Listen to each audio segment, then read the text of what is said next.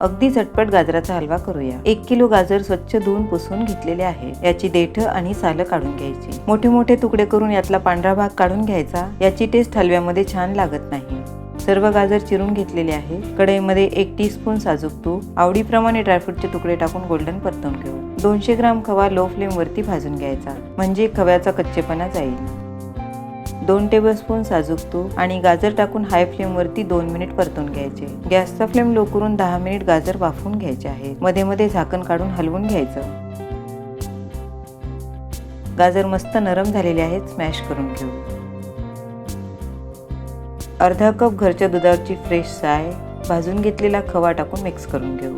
मिश्रण थोडंसं कोरडं झाल्यानंतर यामध्ये अर्धा कप साखर, इलायची पावडर टाकून हलवा छान शिजवून घ्यायचा।